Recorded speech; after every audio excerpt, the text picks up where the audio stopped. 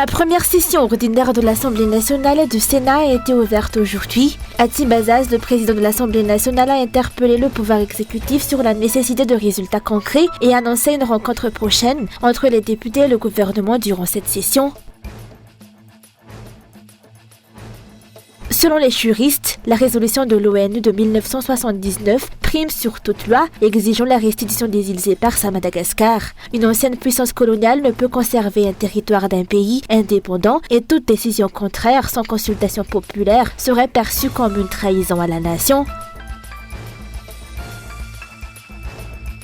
Dans l'actualité internationale, en Allemagne, 2 mois et demi après sa victoire aux législatives, le chef des conservateurs succède au social-démocrate Olaf Scholz à la tête d'un gouvernement de coalition nommé pour 4 ans, mais son échec historique au premier tour du scrutin mardi matin sonne comme un sérieux couac de départ.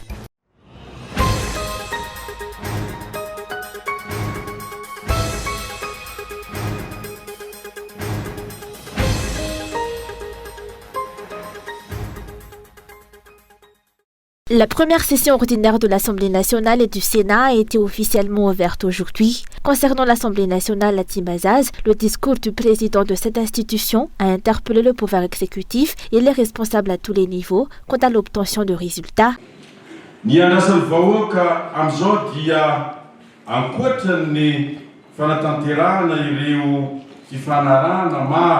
Le peuple attend, au-delà des nombreux accords signés, que se poursuivent les efforts de propreté et de maintien de l'ordre dans la capitale, amorcés lors de l'accueil du sommet. L'Assemblée nationale appelle les autorités gouvernementales à renforcer leur action face à l'insécurité qui fait souffrir la population, sans oublier les coupures d'électricité persistantes dans certaines localités.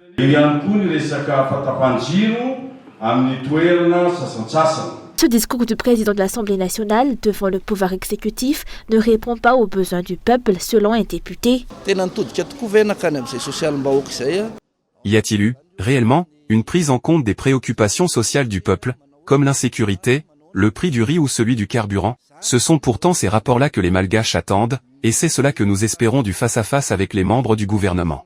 Ce qui a été dit ressemble davantage à un discours de circonstance, il fallait parler, alors on a parlé. Mais aucune orientation claire n'a été donnée sur ce que l'Assemblée doit faire si le gouvernement ne prend pas ses responsabilités.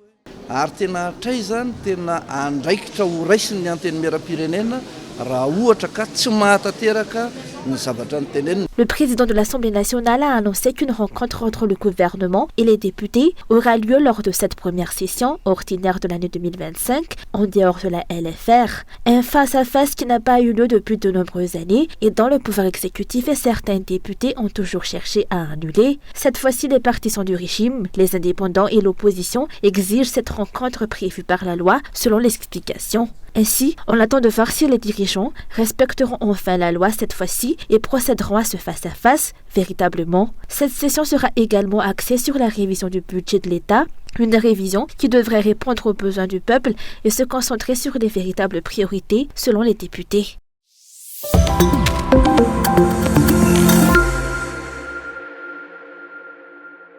Selon plusieurs experts juridiques interrogés au sujet de la restitution des îles éparses, aucune loi ne saurait primer sur les résolutions des Nations Unies. En droit international, il est formellement établi que lorsqu'un pays accède à l'indépendance, l'ancienne puissance coloniale n'a plus le droit de conserver, encore moins de s'approprier une partie ou la totalité du territoire de l'ancienne colonie. C'est dans ce cadre que, dès 1979, l'Assemblée générale des Nations unies a adopté une résolution exigeant de la France qu'elle cesse toute initiative portant atteinte à l'intégrité territoriale de Madagascar, notamment sur la question des îles éparses. Dans cette même résolution, l'ONU appelait également la France à entamer des discussions avec le gouvernement malgache en vue de la restitution de ces îles.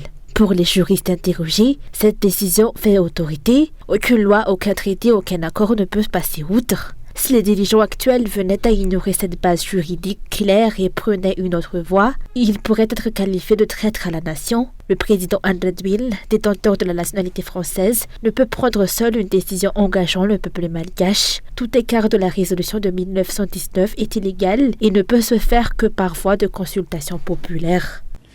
Misy équipe anankiroa manao baolina kitra eo ambony terrain. Ny ray équipe frantsay, ny ray barré à Madagascar. Le capitaine d'équipe frantsay Macron. Imaginez deux équipes sur un terrain de football, l'une représente la France, menée par son capitaine Emmanuel Macron, dont on connaît bien les intérêts pour son pays, l'autre, les Baréas de Madagascar. Mais voilà, le capitaine de l'équipe malgache porte l'uniforme national, tout en semant le doute, joue-t-il vraiment pour son camp, ou marque-t-il des buts pour l'adversaire? Si les dirigeants malgaches envisagent de s'écarter de la résolution de 1979 des Nations Unies, ils ne peuvent pas le faire seuls, sans consulter les 30 millions de malgaches. Ces îles n'appartiennent ni à un président malgache, ni à un président français, elles appartiennent au peuple malgache. Il n'est donc pas question de décider unilatéralement de gérer ensemble ces territoires avec la France. Et si un chef d'équipe agit ainsi contre l'intérêt de son propre camp, comment doit-on l'appeler? Un traître.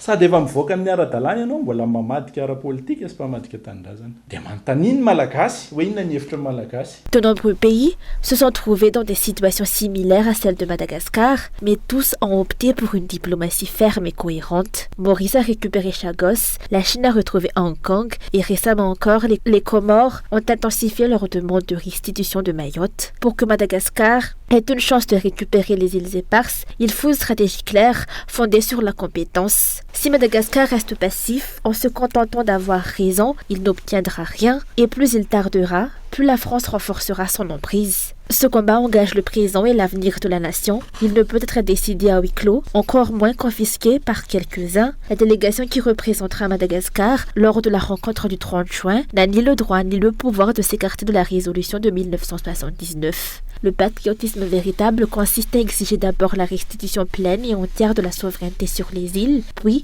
à entrer en discussion sur les modalités. Ce n'est pas un Jadwin, sous prétexte de stature présidentielle, de renverser cet ordre et d'offrir ce qui ne lui appartient pas, selon les explications.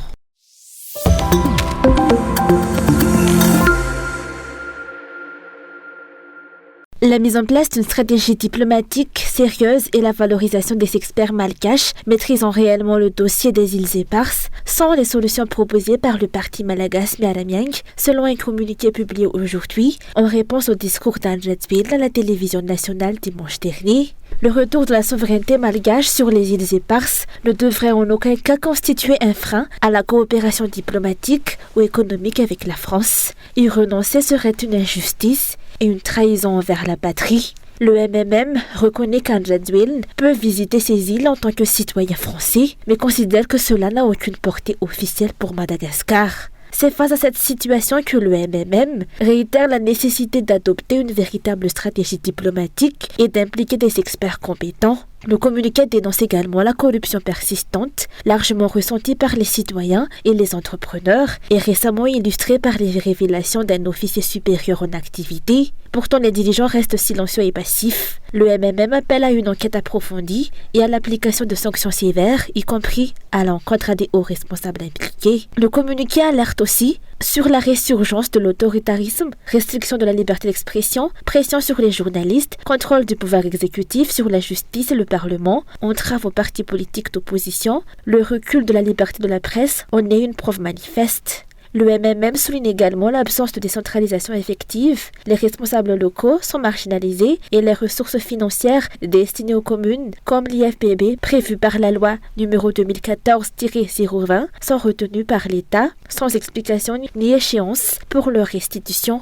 En outre, le MMM déplore les nombreuses irrégularités lors des dernières élections, mettant en doute la sincérité et la transparence du processus électoral. La CENI, la HCC et les juridictions administratives n'ont pas assumé leurs responsabilités. Le parti demande une réforme en profondeur de ces institutions et l'adoption de nouvelles lois électorales dès la première session parlementaire pour restaurer la confiance du peuple. Le MMM rejette catégoriquement toute tentative de modification de la Constitution visant à prolonger le mandat du président actuel. Il affirme sa volonté de défendre les fondements de la démocratie et d'une décentralisation authentique. Toute réforme constitutionnelle au service d'intérêts personnels est inacceptable. Enfin, le communiqué critique l'inaction du gouvernement face à la misère croissante, au chômage et à l'insécurité. Les promesses répétées restent sans effort concret, laissant les citoyens dans une situation de plus en plus précaire.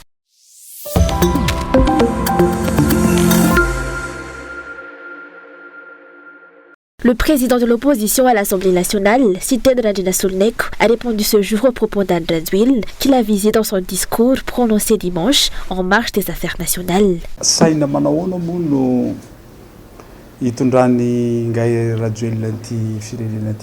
Mais comment Radziwiłł mène-t-il son peuple? Je ne suis pas une femmelette et je suis fier de mes muscles.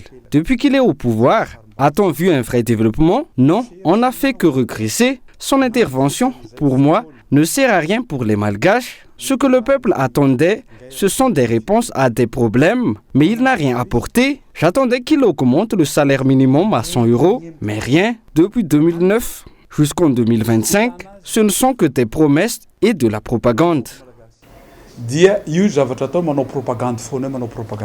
Sur le dossier bastouillage, au sujet duquel Radziwiłł a affirmé que les développements commenceraient par le sud, le député a répliqué que ce régime n'applique en rien la décentralisation qu'il proclame. Il a également dénoncé le silence du gouvernement face aux révélations du colonel Patrick Rakotmamundi, estimant que c'est une action en dit long. Enfin, il a annoncé que les députés de l'opposition ouvriront une enquête parlementaire sur les dossiers brûlants et préoccupants du moment et qu'ils entameront les démarches nécessaires pour la mener à bien.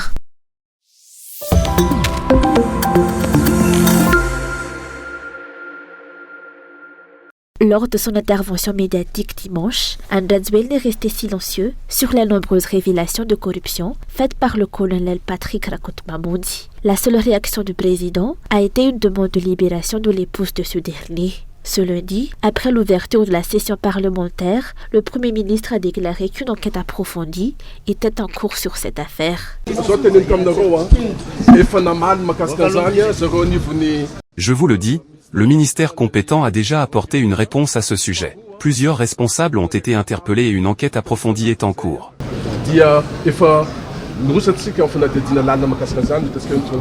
Les journalistes auraient souhaité poser de nombreuses autres questions, mais le chef du gouvernement s'est contenté de cette brève déclaration. L'opinion publique attend de voir cette enquête annoncée, si elle aboutira à des résultats concrets, contrairement à d'autres dans le passé qui se sont éteintes sans suite. Transparency International Initiative Madagascar s'interroge sur le silence du président face aux accusations graves du colonel Patrick et réclame l'ouverture immédiate d'une enquête indépendante. Selon l'organisation, ces révélations ne doivent pas être ignorées. Le manque de réaction est interprété comme une forme de complicité.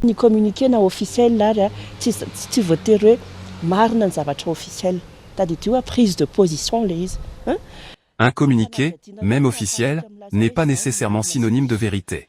Il ne reflète souvent qu'une prise de position. Seule une enquête claire, rigoureuse et transparente permettra d'établir les faits. Tant que cela n'est pas fait, ceux qui gardent le silence ou restent passifs au moment où il faut agir deviennent complices. La rapidité et la fermeté de la réaction doivent être scrutées. Le silence et l'inaction des dirigeants sont des formes de complicité.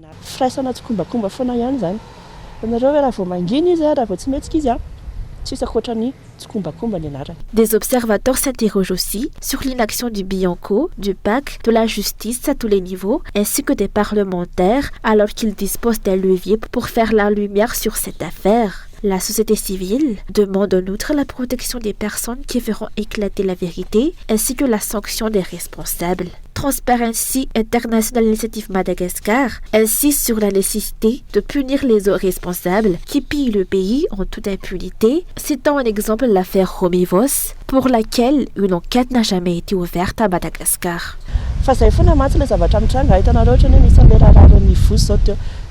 C'est toujours le même scénario, comme dans l'affaire Romivos, ce sont les autorités britanniques qui ont mené l'enquête, alors que c'est pourtant la réputation de Madagascar qui était en jeu. Nos dirigeants doivent démontrer leur volonté d'agir en menant des enquêtes crédibles, en publiant leurs résultats et en appliquant des sanctions exemplaires. Il faut que chacun comprenne ce qu'il en coûte de se livrer à la corruption. Les sources, qu'elles soient avérées ou non, doivent être protégées pour éviter toute forme de représailles. Ceux qui manipulent ou exploitent ces affaires sans scrupules doivent être identifiés et stoppés, car ce sont eux qui alimentent les dérives et les pratiques mafieuses au sein du régime et dans le pays.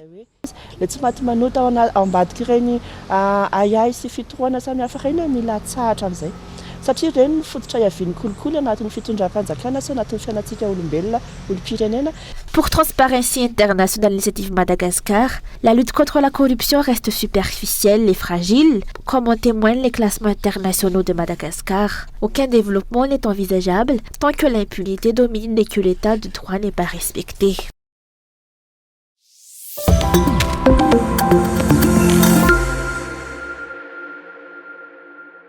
La Commission électorale nationale indépendante n'a à ce jour fourni aucune explication sur les révélations explosives faites par le colonel Patrick Rakot-Mamoudi. Le colonel, toujours en activité et occupant un poste à haute responsabilité, a notamment évoqué l'existence de bulletins de vote précochés, de nombreuses ordonnances suspects, ainsi que l'implication des forces de l'ordre pour influencer les résultats lors de dernières élections municipales. Lorsqu'une équipe de Cool TV s'est rendue ce jour au siège de l'institution à Al-Arabi pour interroger ses responsables, aucun d'entre eux n'a pu s'exprimer. Face à la gravité de ces révélations, la CENI, en tant qu'organe central dans l'organisation et la supervision des scrutins, est appelée à clarifier sa position, soit en affirmant ses allégations, soit en annonçant l'ouverture d'une enquête interne. Face à ce silence, la société civile s'inquiète. Il est impératif qu'une enquête soit ouverte et que les responsables rendent des comptes aux citoyens, car ce sont eux les premiers concernés. Leur choix souverain a peut-être été manipulé par les actes graves révélés par un officier supérieur. C'est pourquoi il est essentiel de faire toute la lumière sur cette affaire et de porter la vérité à la connaissance de tous. On ne peut pas laisser ces faits sans suite.